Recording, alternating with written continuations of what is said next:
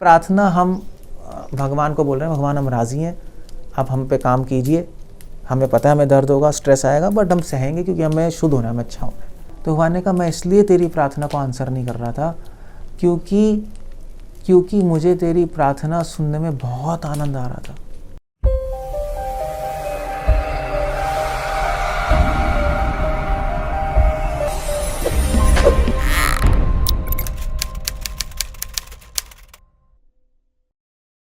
पहला क्वेश्चन, प्रार्थनाएं क्यों करनी है?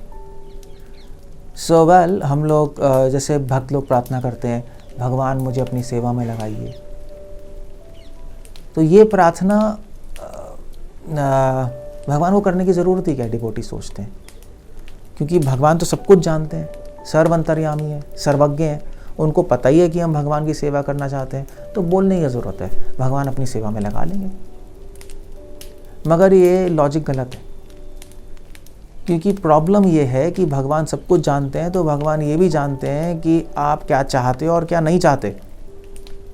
अभी हम नहीं चाहते भगवान की सेवा करना, अंदर से भगवान हमारे हृदय में बैठ के जानते हैं हम सेवा नहीं करना चाहते।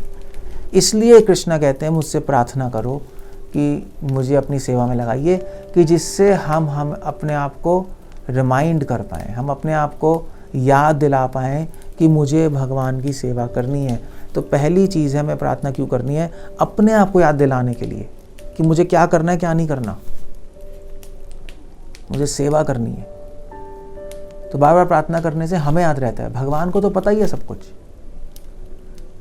और जब हमें बार बार याद आता है कि मुझे सेवा करनी है प्रार्थना करके, तो फिर हमारी इच्छा भी बदल जाती है अंदर से, धीरे धीरे हमें लगने लगता है हाँ हमें सेवा करनी चाहिए।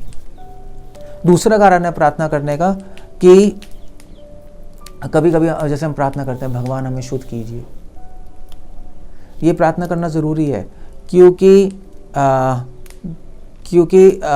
जब हम भगवान से कहेंगे भगवान हमें शुद्ध कीजिए, तो हम क्या कह रहे हैं? हम ये कह रहे हैं भगवान से, भगवान हमारे जीवन में आप हस्तक्षेप कीजिए।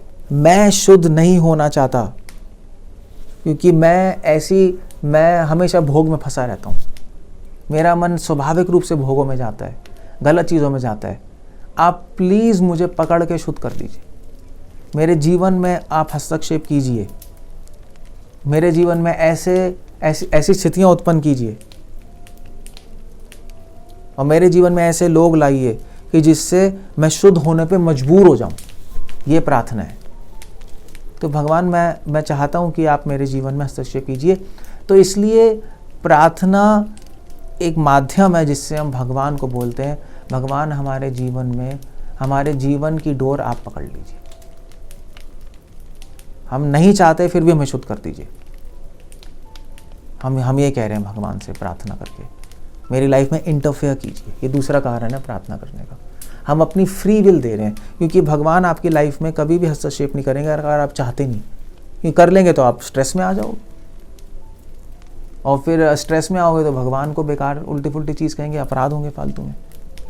तो भगवान हमसे कॉन्सेंट चाहते हैं, अभी मैं तुम्हें शुद्ध करूँ नहीं करूँ, शुद्ध करने के लिए थोड़ा प्रेशर देना पड़ेगा तुम्हें, थोड़ा ऐसी स्थितियों में रखना पड़ेगा जिसमें तुम्हें अच्छा ना लगे। जैसे ये आप ऐसे समझ लीजिए, जैसे हम हॉस्पिटल जाते हैं तो हमें कोई बीमारी है तो डॉक्टर कहेगा भी ऑपरेशन करना पड़ेगा, तो उससे पहले कॉन्सेंट देनी पड़ती है ना, ऑपरेशन से पहले साइन करना पड़ता है, हाँ मैं ऑपरेशन के लिए राज़ी हूँ। क्योंकि डॉक्टर ने ऐसे ही कर दिया, फिर आप कहो यार आपने पकड़ के कर दिया तो ऐसे ही प्रार्थना हम भगवान को बोल रहे हैं, भगवान हम राज़ी हैं, आप हम पे काम कीजिए, हमें पता है हमें दर्द होगा, स्ट्रेस आएगा, बट हम सहेंगे क्योंकि हमें शुद्ध होना है, हमें अच्छा होना है। इसलिए प्रार्थना करनी चाहिए, दो कारणों के लिए। अब क्वेश्चन है कि बार बार क्यों प्रार्थना करनी है? एक बार कह दो काफ़ी है। मगर इसमें एक स्टोरी है, एक संत थे, वो 40 साल उन्होंने प्रार्थना की, दिन रात प्रार्थना करते थे। और 40 साल बाद उनके पास कुछ दोस्त आए, दोस्तों ने कहा कि भाई देखो तुम 40 साल से प्रार्थना कर रहे हो, क्या भगवान की आवाज़ सुनाई दी क्या? उन्होंने कुछ बोला? उन्होंने कुछ नहीं हुआ। तो उन्होंने कहा कि उनके फ्रेंड्स ने कहा तो छोड़ दो। उसने छोड़ दी प्रार्थना करना, उस दिन नहीं की। रात को सोया, रात को भगवान आए, भगवान ने कहा कि तूने प्रार्थना क्यों नहीं की? तो उन्होंने कहा भगवान आपने कभी आंसर ही नहीं किया, मैं ठीक कर रहा हूँ, गलत कर रहा हूँ, आपको अच्छी लगती है क्या है? भगवान ने कहा मैंने, और तो आपने कभी प्रार्थना को पूरी भी नहीं किया जो मैं प्रार्थना कर रहा था, मुझे पता ही नहीं लगा कुछ।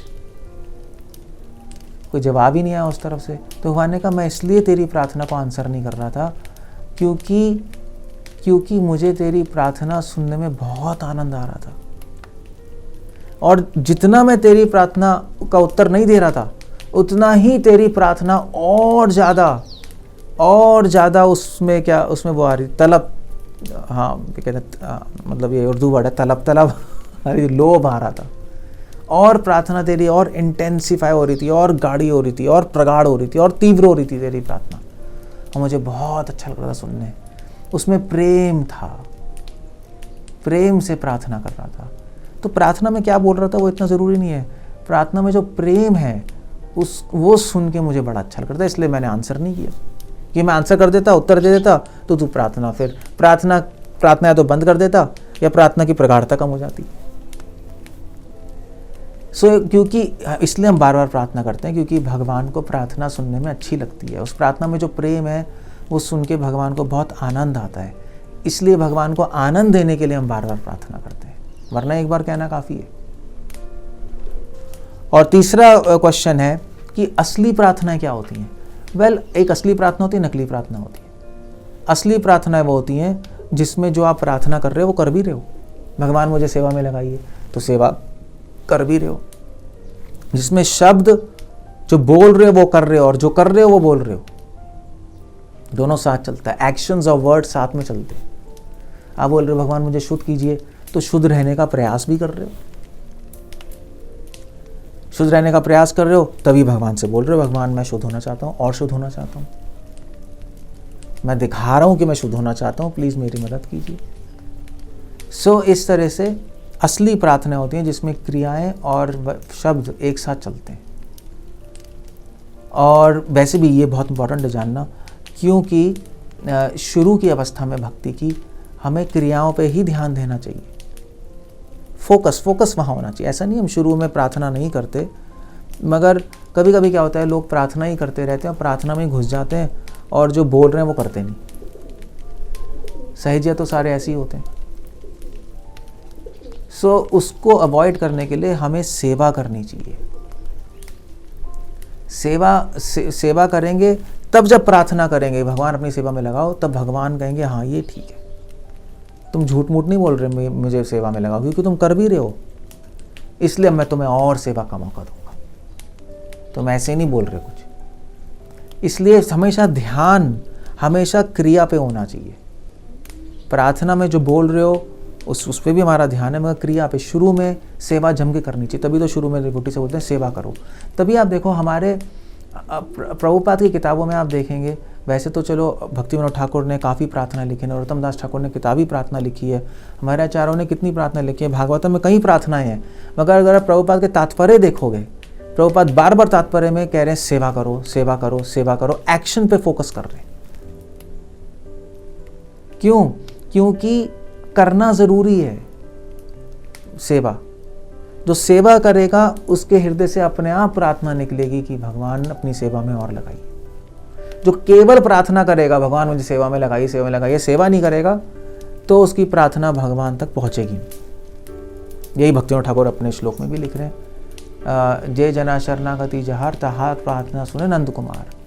इसकी शरणागति होती है, शरणागति मतलब जो सेवा करता है, एक लाइन में, वैसे तो बहुत बड़ा टॉपिक है शरणागति, उसकी प्रार्थना भगवान तक पहुंचती है।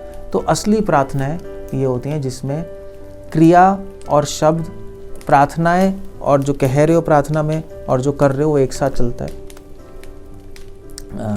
और फोकस, ध्यान हमारा क्रिया पे होता है, जो प्रार्थना में कह रहे हैं जो कर रहे हैं उस पे फोकस होता है हमारा, तब वो असली प्रार्थना मानी जाती है। इस तरह से हम प्रार्थना क्यों करें, प्रार्थना क्यों बार बार करनी चाहिए, और असली प्रार्थना क्या है हमने समझा, जाना।